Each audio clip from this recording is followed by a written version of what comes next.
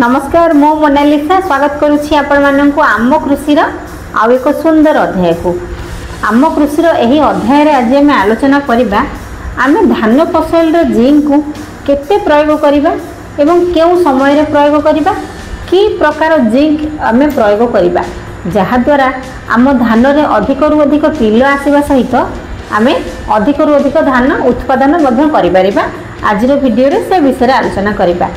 जदि आपण माने आम कृषि यूट्यूब चैनल रे नुआ किंबा आम कृषि यही वीडियोटी आपण मानक पाखरे प्रथम थर पहुंची दयाकोरी आम कृषि यूट्यूब चैनल को सब्सक्राइब करेंगे, बेल आइकन को प्रेस करेंगे जहाँ द्वारा आम कृषि जो वीडियोटी आज्ञा प्रथम बनाहब से ही वीडियो नोटिफिकेशन प्रथम आपण पाइपर। तेज चलतु डेरी नक आम आज आलोचना करवा धान फसल रे आम कि प्रकार जिंक प्रयोग करवा एवं केउ समय रे आम जिंक प्रयोग करवा। साधारणतः धान फसल रे आम जिंक को दुईटी उपाय रे प्रयोग करिपरिबा। प्रथमे तो आम यूरिया सहित मिसेकी जिंक प्रयोग करिपरिबा एवं परे फोलियो रे स्प्रे मध्य करिपरिबा जहा द्वारा आम धान अधिक उत्पादन करिपरिबा। किंतु देखा जायछि किछि चाषी भाई माने जिंक को सेमाने सेमानको चाष जमी रे प्रयोग करंती नाही। जिंक प्रयोग करिबा द्वारा आम धान फसल रे अधिक रु अधिक पिलो आसीबा सहित आम धान अधिक उत्पादन करिपारे मध्य जिंक रो गोटे महत्वपूर्ण भूमिका रही। तेणुकरी समस्त चाषी भाई माननकु जिंक रो प्रयोग करिबा निहाती आवश्यक। जो चाषी भाई माने सेमाने सेमानको धान चाष रे जिंक रो प्रयोग करूछंती तो भूल रे भी आज्ञा आपण जिंक को डीएपी सहित मिसेकी प्रयोग करिबा कथा नुहे। जिंक आउ डीएपी रो जदि मिश्रण आपण प्रयोग करूछंती हुए तो तार विपरीत प्रभाव पड़ी पारे। तेणुकरी जिंक आउ डीएपी एका सहित केबे भी आपण प्रयोग करिवे नाही। आमे धान फसल रे एथिपई जिंक प्रयोग करिबा जेमिति आगु को हम धान फसल रे जिंक रो अभाव परिलक्षित न हो। तेणुकरी आमे जिंक रो प्रयोग करिबा।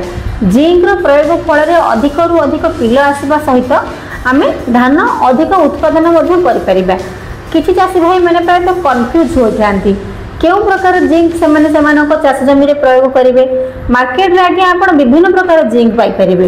जिंक 21%, जिंक 33%, चिलेटेड जिंक आदि विभिन्न प्रकार जिंक आपण मार्केट रे पाई परिबे। तबे आसंतु आगु को कथा हबा केउ जिंक को आमे केउ समय रे प्रयोग करिबा आम धान फसल रे। जिंक 21% माने एथिरे जिंक को आपण 21% पाइबे किंबा एही अनुसार रे जिंक रो भाग रहिछि 21%। जदि आमे आम धान फसल पई जिंक 21% प्रयोग करिबा ताहेले गोटे एकर पिछा आपणकर 8 रु 10 केजी जिंक 21% रो आवश्यकता पड़ी थाए। जदि आपण जिंक 33% माने एही अनुसार रे जिंक रो भाग 33% रहिछि। एही जिंक 33% जदि आमे आम चाष जमी रे प्रयोग करिबा ताहेले 6 रु 8 केजी प्रति एकर पिछा एहार आवश्यकता पड़ी थाए।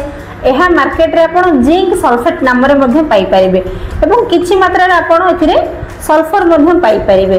तबे चिलेटेड जिंक एही चिलेटेड जिंक को आपण केवल स्प्रे करि परिबे। एही चिलेटेड जिंक को आपण केवल स्प्रे करि परिबे। तबे एहा तो थिला जिंक 21%, जिंक 33% एवं चिलेटेड जिंक एहार मात्रा केते कोन से विषय में आलोचना करले। तबे गोटे फसल को सुस्थ सबल होई बढ़िबा पई साधारणतः 17टी प्रकार पोषक तत्वर आवश्यकता रही। एही 17 प्रकार पोषक तत्व मध्यरु जिंक रो भाग खूब कम थेले मध्य एहा आम फसल पई निहाती आवश्यक।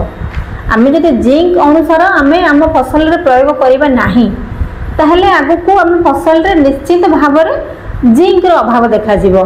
आगु को जेपर जिंक रो अभाव देखा न जाऊ तेणुकरी आमको जिंक रो व्यवहार करिबा पई पड़िबो। जिंक रो जदि आमे व्यवहार न करिबा किंबा जिंक को जदि आमे आम फसल रे न प्रयोग करिबा ताहले आम धान गछ गुडी को सठिक वृद्धि हेबो नै।